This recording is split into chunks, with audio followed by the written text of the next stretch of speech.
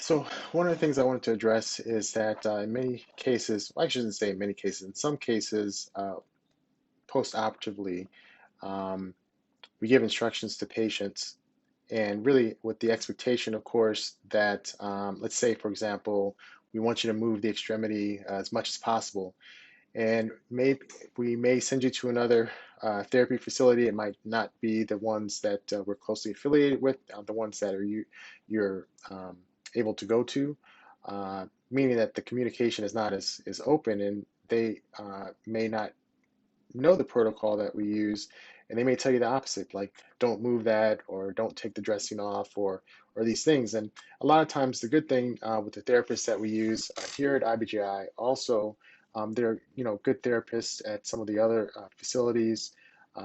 Pretty much the popular ones, ATI, Athletico. And there are definitely others that I'm in good communication with the therapist. So if there's a question, very often they'll ask me, but there's some cases where those lines of communication aren't open.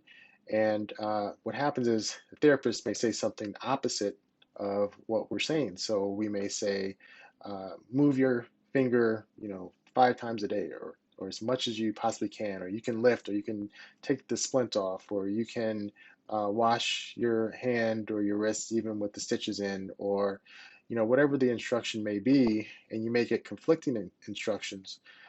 So the important thing to do is just clarify it with us. Just one of the nice things about Epic is that you can message us directly through Epic MyChart, and so I would encourage you to do this.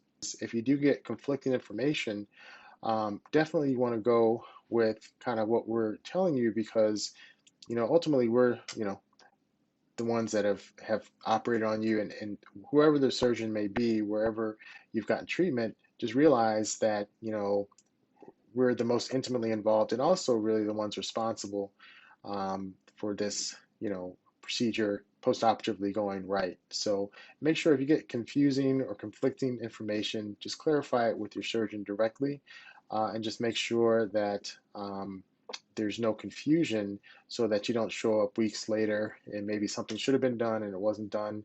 Um, Make sure that that doesn't happen.